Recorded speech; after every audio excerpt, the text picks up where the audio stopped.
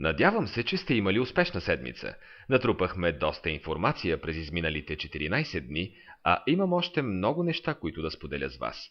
Така че да не се бавим повече и да преминем към семинара на живо.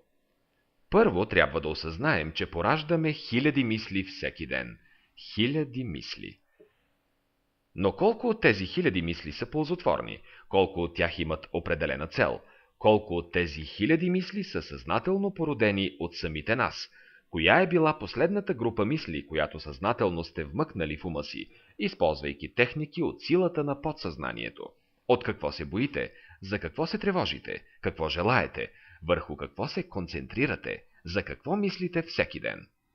Разбирате ли, изучаващият силата на подсъзнанието, каквито сме всички ние тук, живо се интересува от този вид въпроси. Това е разбираемо. Тя или той знае и осъзнава, че всичко се подчинява на закони, че всяко нещо има причина и следствие, че вътрешният и външният свят са свързани. Вие трябва да знаете и да разбирате, че докато човек не започне да контролира и насочва мислите си, няма да смее и да се надява да контролира и насочва обстоятелствата. Всички ние искаме да контролираме и насочваме мислите си. Всички ние искаме да ни се случват хубави неща. Всички искаме успех, изобилие и здраве. Добре. Но докато не започнете да контролирате и насочвате мислите си, не се и надявайте, че ще контролирате и насочвате обстоятелствата. Изучаващият силата на подсъзнанието, който е наясно с това, работи много усърдно във вътрешния си свят, култивира този така богат вътрешен механизъм, който притежаваме. Знаещият работи с техниката на посяване, работи с техниките на визуализиране, работи по изкореняването на негативните мисли, работи с техниките, на които ще ви науча тази и следващата седмица. Той познава силата си и я използва, и животът му отразява тази сила, така както животът на всеки отразява личната му сила, когато започне да работи вътре в себе си. Всеки път, когато пораждате съзнателни и целенасочени мисли за нещо, което не ви се е случило, всеки път, когато правите това, вие поемате контрола във ваши ръце. Вие или съзнателно градите бъдещето си, или му се оставяте и то просто ви застига. За да градите съзнателно бъдещето си е необходима работа, необходима е дисциплина, необходими са усилия, необходимо е обучение. Обратното е по-лесно. Не се изисква никаква работа, когато просто позволявате на живота да си тече. Будите се сутрин, мислите за каквото си искате, правите каквото си искате, но за да изграждате живота си, използвайки силата на подсъзнанието, определено е нужна дисциплина, нужни са усилия, нужно е обучение. Резултатът е, че получавате лична сила, успех, изобилие, способност да постигате всичките си цели. Събрали сме се и работим заедно, за да ви обуча на определена система. Забележете, тя се отличава радикално от всичко, на което са ви учили досега. И като имам предвид тази система, искам да ви посъветвам да не се притеснявате толкова за външната си реалност. Знам, че това е точно обратното на начина, по който сме свикнали да употребяваме живота си. Непрекъснато се притесняваме за всичко, което ни се случва. Непрестанно се притесняваме за нещата от реалността вън от нас. Винаги насочваме вниманието си в тази посока. Винаги мислим за нея. Но според тази система, на която ви обучавам, вие не бива да сте толкова притеснени за външната си реалност. И определено трябва да се притеснявате как реагирате на нещата вън от вас. Определено трябва да обръщате внимание на мислите, които минават през главата ви всеки ден. Защото според системата, в която ви посвещавам, когато овладеем мислите си, ще можем да контролираме и битието си. Докато не овладеем силата да контролираме мислите си, не можем и да се надяваме да контролираме действителността. На първо място е контролът над мислите. Когато човек работи с нова система, не винаги му е лесно да я разбере как точно действа. Спомням си, че преди доста години имаше един треньор по хокей с много оригинален, новаторски подход. Той пръв въведе определена система при играта на хокей в професионалната лига. Неговата система беше доста различна от обичайния начин, по който се играеше тогава. Треньорът каза на играчите как иска да играят в зоната за нападение, когато владеят шайбата, както и какво иска от тях в защита, когато другият отбор владее шайбата. И това беше съвсем различно от начина, по който състезателите бяха свикнали да играят. А те бяха професионални играчи на хокей, зрели мъже, които играят хокей от деца. Но ето, че идва нов треньор и им казва: ще играем по нова система. Вие знаете, че професионалните спортисти получават много големи заплати. Има хокеисти в Северноамериканската лига, които печелят 5 или дори 10 милиона долара годишно. Имам предвид звездите на отбора, а треньорът е техният шеф. Щом шефът казва, че ще играят по нова система, значи от тях се изисква точно това. Въпреки това в отбора имаше ропот, че ще играят по някаква странна нова система. Спомням си, че по средата на сезона журналист попита капитана на отбора какво мисли за новата система, а хокеистът отговори: ами ние все още не я разбираме напълно, но се придържаме към нея с много повече ентусиазъм, отколкото в началото. Нищо не те печели за дадена система така, както успеха. Придържайки се към тази система, тези хокеисти спечелиха 2 купи една след друга, докато другите отбори се усетят какво става и вземат мерки. Точно това правя аз сега с този курс. Уча ви на система. Да, системата на Джон Кехол е различна. Съобразявайки се с нея, аз ви казвам: не се притеснявайте за заобикалящата ви реалност. Тя ще се грижи сама за себе си, но определено се притеснявайте за мислите си, за вътрешния си свят. Него трябва да контролирате. Вие сте абсолютен господар на съзнанието си. Вие изцяло сте отговорни за съзнанието си. Вие можете да овладеете съзнанието си. И в момента, когато започнете да контролирате съзнанието си, вече ще започнете да влияете и на заобикалящата ви реалност. Да, това, което ви казвам, е напълно различно от всичко, на което са ни учили. Напълно различно е, защото са ни учили да работим здраво. Учили са ни непрестанно да мислим за външния свят. А аз ви казвам: добре, но това не е най-важното. Да, вие можете да игнорирате външната реалност, но най-важното е, че ние живеем едновременно в два свята. Два свята, не един. Обикновеният човек мисли, че живеем в един свят. Изучаващият силата на подсъзнанието осъзнава, че живеем едновременно в два свята, и според тази система най-важният елемент е вътрешният свят. Най-важният елемент е нашето съзнание. 3 са качествата, които трябва да притежавате при обучението си в силата на подсъзнанието. Това са 3 важни качества, които искам да придобиете. Първото качество е решимост.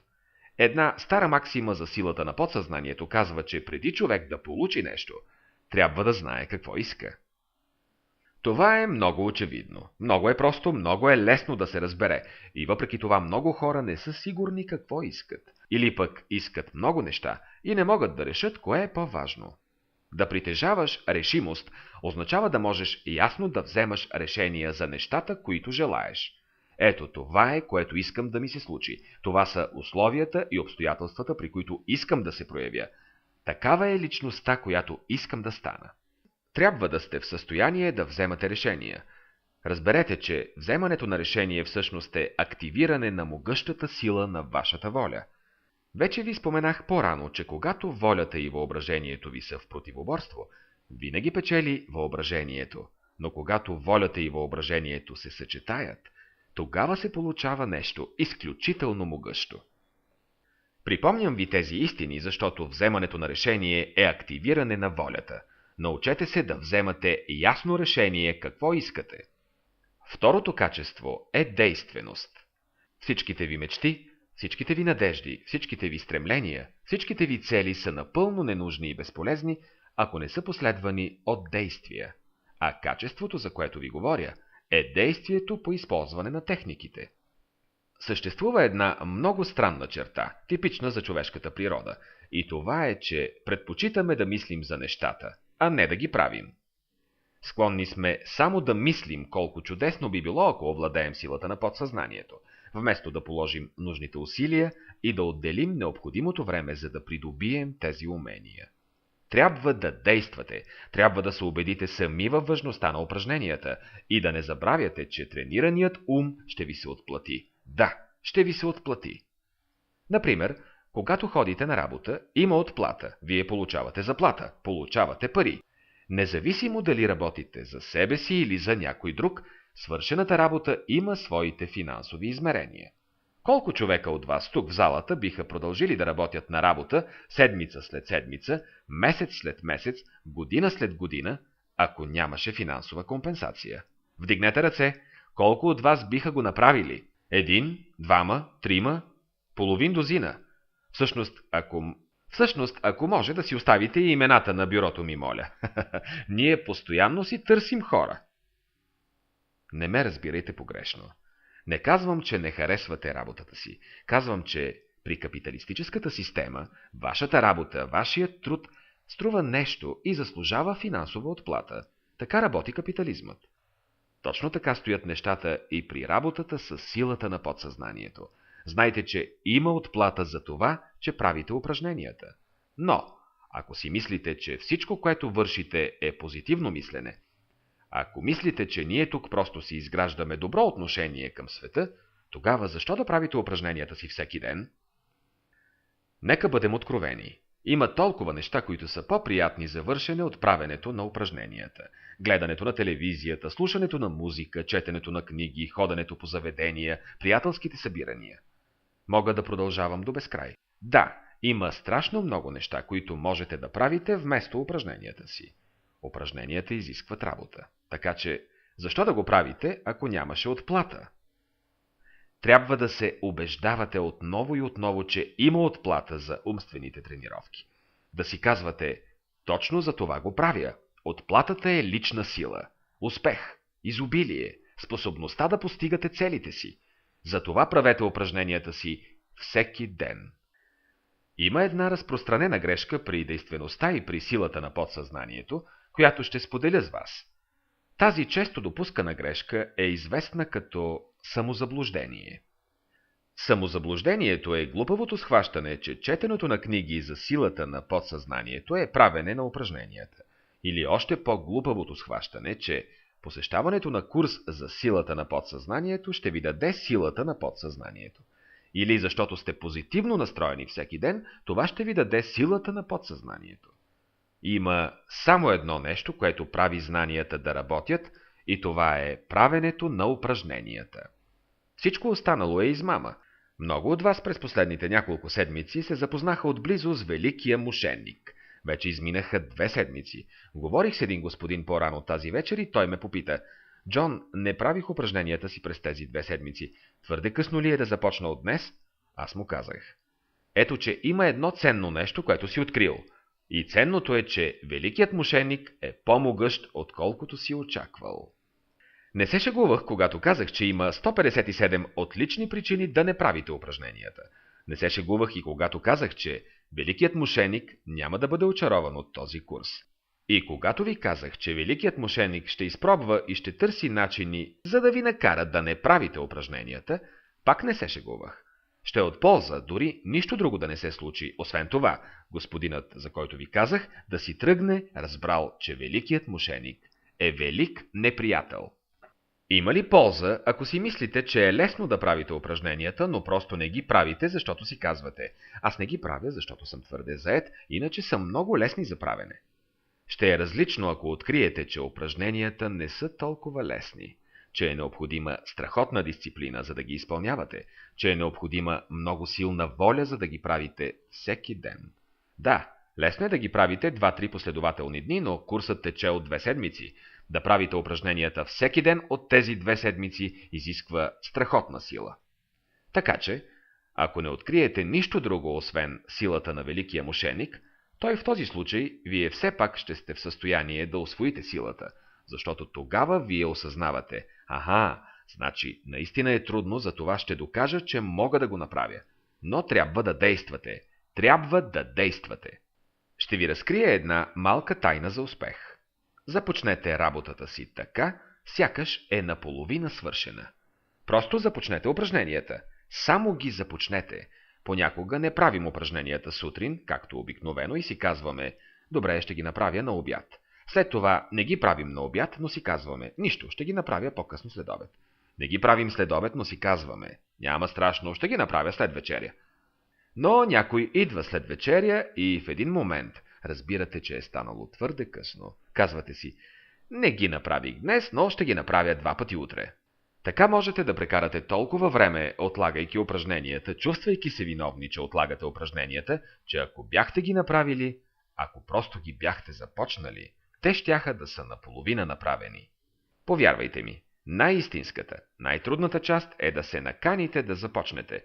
И за това ви обещавам, че след като веднъж започнете изпълнението на упражненията, ще се почувствате по-свободни. Не е нужно да правите всички упражнения наведнъж. Можете да ги разделите на 3-4 части, но трябва да ги правите. Трябва. Третото качество е постоянство. И постоянството е, може би, единственият, най-важният елемент, който ще ви е страшно необходим при обучението ви в силата на подсъзнанието. Трябва да сте постоянни при правенето на всички упражнения. Помислете си за всяко ваше значимо постижение. Попитайте и някой, който е постигнал нещо голямо в живота си. Спортист или шоумен или човек на изкуството. Попитайте го и той ще ви каже, че има проблеми, трудности, спънки, които трябва да бъдат преодолени, преди да постигнеш желаното. Постоянството е неразделна част от постигането на успехи. Знаейки и разбирайки това, повечето хора се отказват след няколко неуспешни, проблемни, провалени опита. С овладяването на силата на подсъзнанието е същото. Понякога хората се приближават към мен и ми казват: знаеш ли, Джон, просто не мога да размишлявам. Само си повтарям, но нищо не разбирам. Просто не мога да използвам техниката на размишление. Казвам им: искате да ми кажете, че 10 пъти поред, след като сте размишлявали върху едно и също нещо, не получавате никакви прозрения, че не вниквате и на 10-тия път?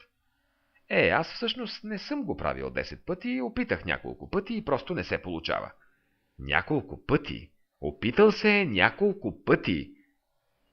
Ще ви кажа нещо и ще бъда много откровен с вас. Ако не можете да бъдете постоянни, по-добре се върнете към позитивното мислене. Сериозно говоря. Има огромна разлика между позитивното мислене и силата на подсъзнанието. Нямам нищо против позитивното мислене. Смятам, че то е чудесна вибрация, но не е сила на подсъзнанието. Силата на подсъзнанието е много специфична. Тя има своите закони, техники и методи, които се използват, за да проявите и творите реалността си. Трябва да постоянствате при използването на тези техники. Дори и когато не виждате резултати, проявете постоянство при използването на техниките. Проявете постоянство, особено когато не виждате резултати. Само така ще дойдат и те. Това са трите качества, които изучаващият силата на подсъзнанието трябва да събуди у себе си на този етап от обучението си. На първо място, вземете решения за живота си, бъдете дръзки, бъдете смели. Та това е животът ви, не просто някаква пробна отсечка, а вашият живот. Понякога чувам хората да казват: наистина искам това да ми се случи, но ако не се случи, голяма работа. Как така голяма работа? Я стига сте чакали, спрете да бъдете толкова разводнени в желанията си. Искате ли да стане или не? Приятели мои, настъпи моментът да бъдете дръзки и смели. Сега е моментът да се събудите и да си кажете: това е моят живот. Сега е моментът да вземате наистина дръзки и смели решения за нещата, които искате от живота. Трябва да си дадете ясна сметка какво искате от живота. Това е първото нещо – решимостта. Второто е действеността. Пуснете техниките в действие. Убеждавайте се отново и отново, че има отплата. Казвайте си: има голяма отплата. Затова правя упражненията, дори и когато не искам. Затова попълвам таблицата всеки ден. Затова преодолявам великия мошеник. Затова укрепвам волята си, защото знам, че техниките трябва да се изпълнят. Действайте! И третото е да постоянствате с тези техники. Магическо, мистериозно, почти свръхестествено качество е постоянството. Гарантирано е, че тези, които проявяват постоянство, ще постигнат резултати, а тези, които не проявяват постоянство, никога няма да овладеят силата на подсъзнанието. Решимост, действеност, постоянство. Сега ще поговоря малко за мислите и здравето. Преди години стигнах до заключението, че мислите и здравето са директно свързани. Да вземем за пример бизнесмен, който се намира под голямо напрежение в работата си. Винаги оставя работа и за вкъщи, и за през нощта. Непрестанно мисли за работа, тревожи се, опитва се да предвижда всичко, когато взема решения. След няколко години подобен начин на живот, нашият човек отива на лекар и му откриват язва. Причина за язвата са всичките грижи и страхове, които бизнесменът е преживял. Те са разклатили здравето му. Случва се да се ядосаме на някого, повишаваме тон, дори крещим, и в следващия момент главата ни ще се пръсне от болка. Нищо необяснимо, ядосани сте, а емоционалната вибрация на гнева ви причинява физическо страдание. Има безброй данни от медицински изследвания, които доказват, че мислите могат да доведат до заболяване. Ние знаем това със сигурност. Мислите могат и да разболеят човек. Не изглежда ли логично, не изглежда ли приемливо, че мислите могат и да лекуват болести? Искам да ви попитам, дали мислите работят само в негативна посока? След като знаем, че могат да доведат до заболяване, то аз ви казвам, да, естествено, че мислите могат и да лекуват. Мислите лекуват постоянно. Има буквално десетки хиляди, не казвам стотици, а хиляди документирани случаи с хора, излекували се, защото са работели с силата на подсъзнанието. Ще ви разкажа за един лекар, който работи в Палисейдс, Калифорния, доктор Карл Саймънтън. Той постига забележителни резултати, като учи пациентите си на техниката на визуализиране. Искам да ви прочета откъси от статия, наскоро излязла в едно списание. Публикацията е озаглавена «Ракът в съзнанието». В нея се пита, може ли съзнанието да има дял в това, че някой човек хваща рак и в това, че оздравява? Това, което става в главата на пациента, често е ключът към изхода от болестта му, посочва в статията доктор Саймънтън. Един пациент в последен стадий на рак си представил заболяването си като голяма армия от мравки на пикник. Колкото повече убиваш, толкова повече идват. След продължително боледуване този човек се предал, отстъпил пред мравките и скоро починал. Друг пациент в последен стадий си представил болестта като животни, убивани от бели рицари. След трудна битка той е в ремисия. Напоследък прогнозите ни са много оптимистични, казва доктор Саймънтън, защото хората започват да осъзнават колко преплетени са съзнанието и тялото. Сега знаем, че е възможно, процесът на развитие на рака може да бъде обърнат.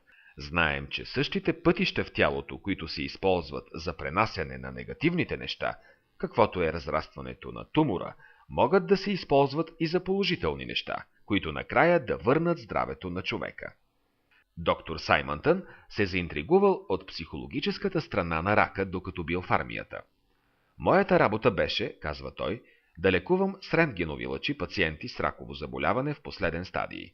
Започнах да забелязвам, обърнете внимание на това, че независимо от прогнозите, болните, които имаха по-големи очаквания, се справяха най-добре. Спомням си как един пациент ми каза, че визуализира как рентгенът му убива раковите му клетки. Не казах нищо, защото смятах, че няма значение какво си представя. Но ще повярвате ли, че този човек, болен от рак, постигна спонтанна ремисия и все още е жив? Ние като лекари сме свидетели на спонтанни ремисии, но никой не разбира на какво се дължат. Сред пациентите, с които съм най-горд, е един мъж, когото лекувах преди години.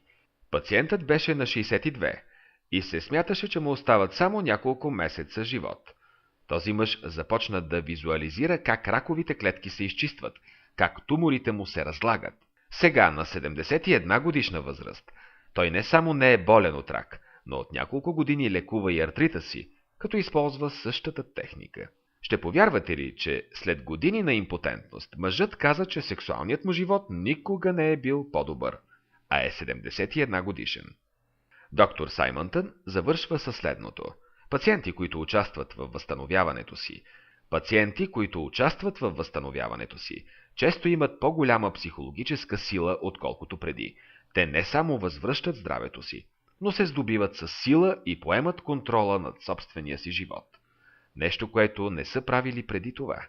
Ще ви кажа, че да се излекуваш от тежка болест дава страхотни нови перспективи в живота и не може да се сравни с нищо друго.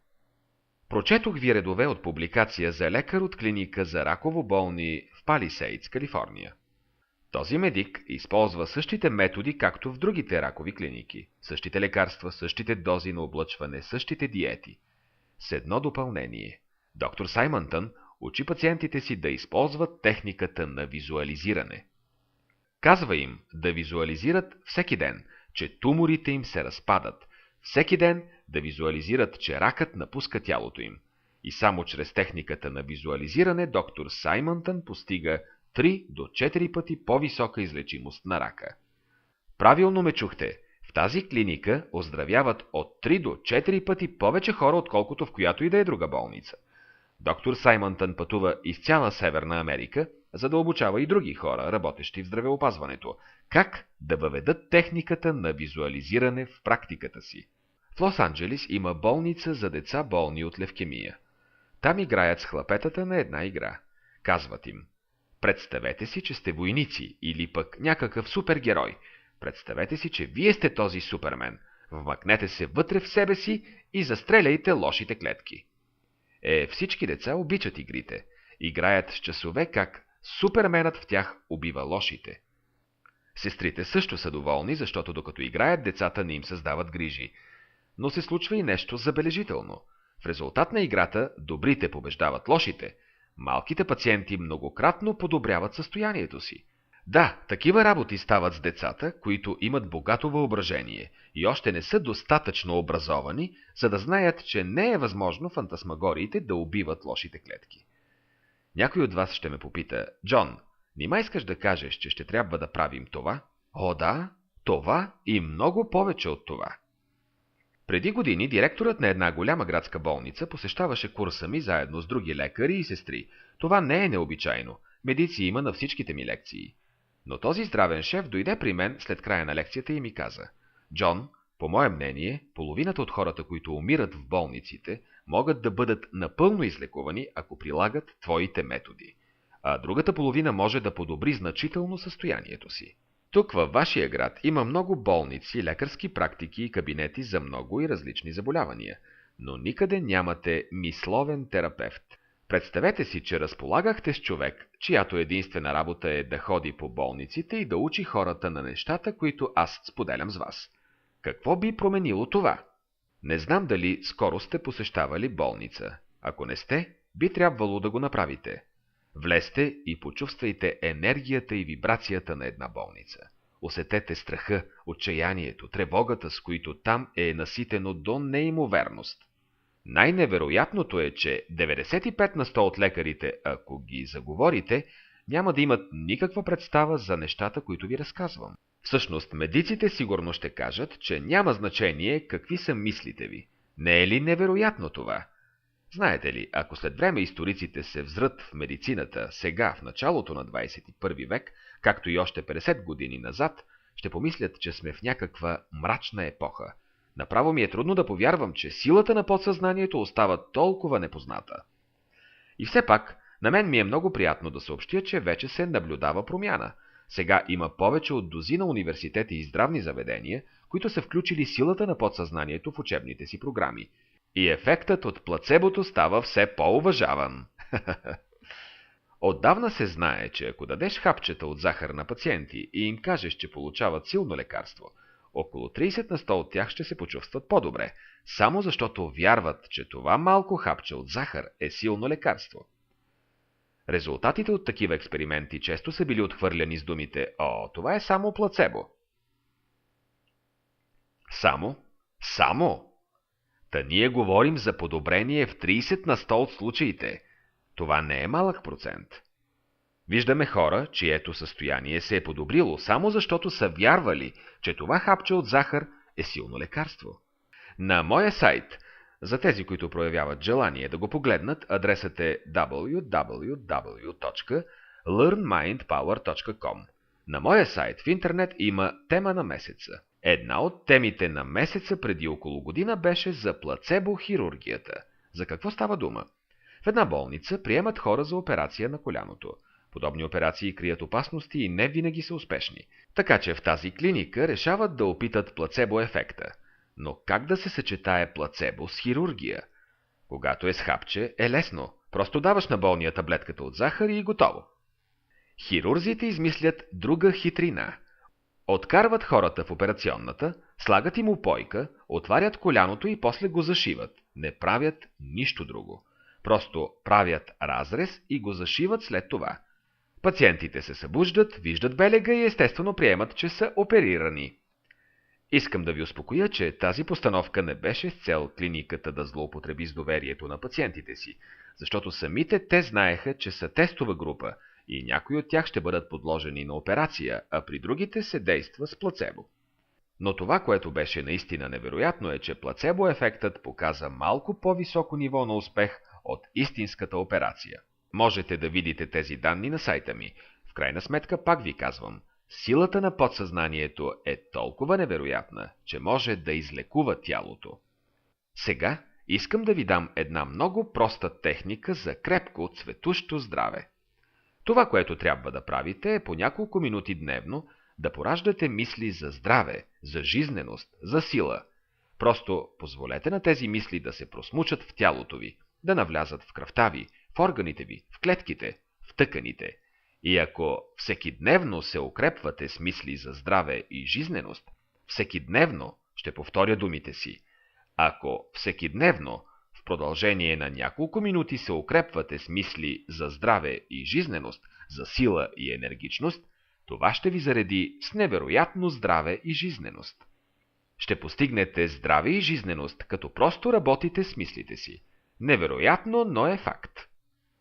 Безкрайно важно е как и какво мислите за себе си. Спомнете си атентата срещу президента на Съединените щати Роналд Рейгън, мисля, че беше през 1981 година. Тогава Рейгън беше прострелян, куршум влезе в белия му дроб. Това е сериозно. Дробът не е устроен така, че да влизат и излизат куршуми.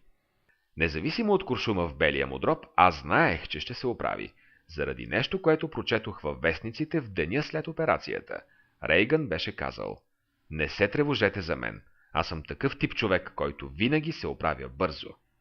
Тогава си казах: какво чудесно, невероятно убеждение е това. Аз съм такъв тип човек, който винаги се оправя бързо.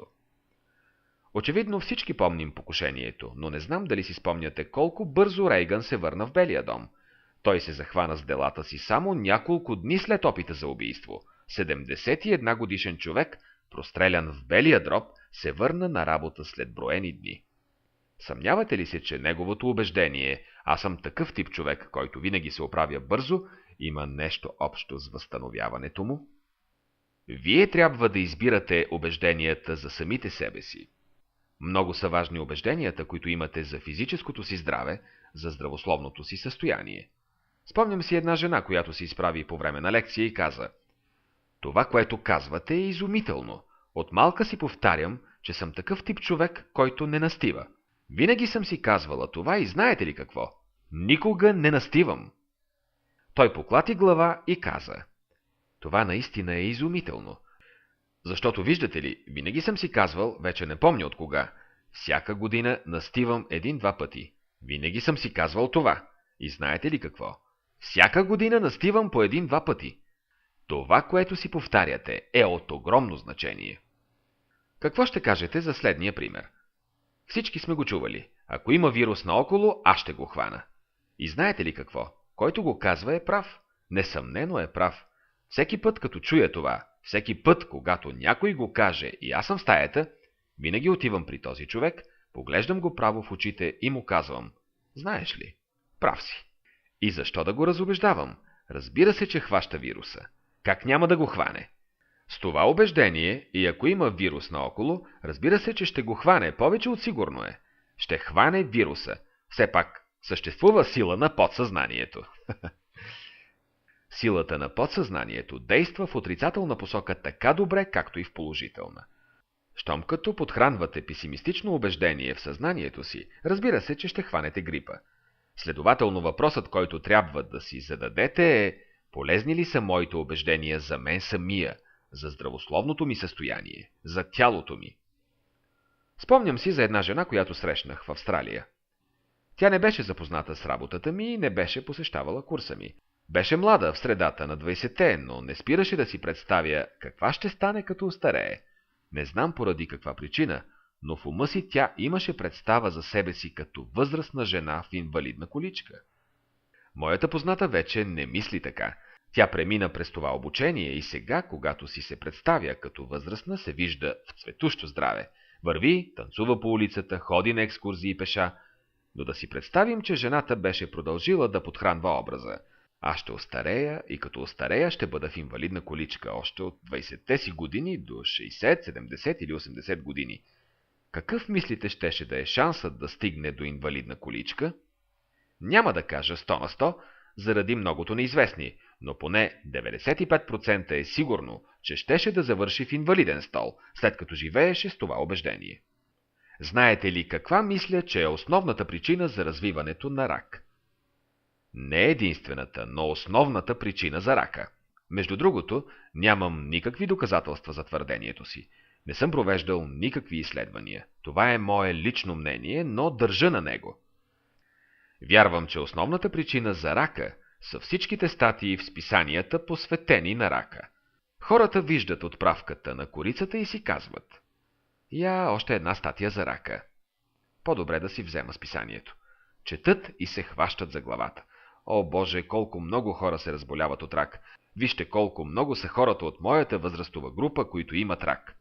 Читателите започват да мислят за рака, да се притесняват, да се страхуват, да насочват вниманието си в тази посока. И накрая го загазват, защото не знаят това, което вие знаете. Те не знаят за изкореняването на негативните мисли, не знаят за силата на подсъзнанието. Какво мислите се случва, когато всекидневно се страхувате от нещо? Познахте. Затова аз вярвам, че знам каква е основната причина за рака. Какво трябва да направите, когато знаете всички тези неща?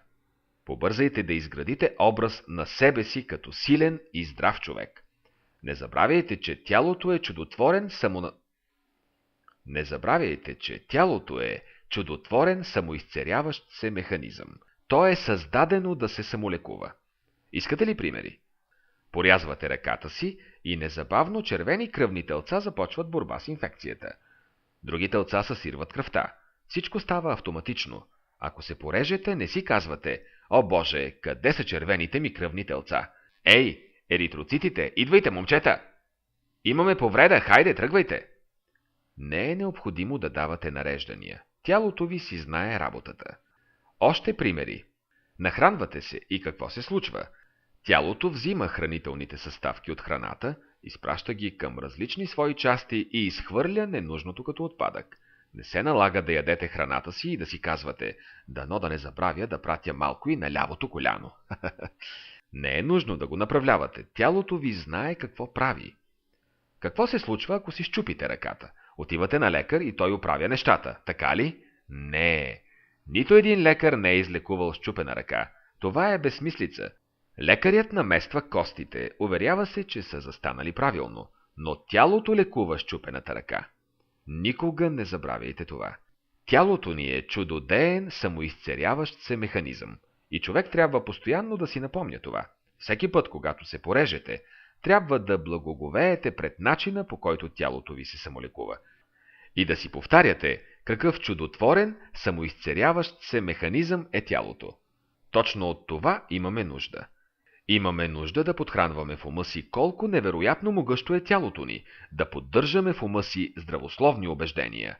Аз съм такъв тип човек, който никога не се разболява. Аз съм такъв тип човек, който никога не настива.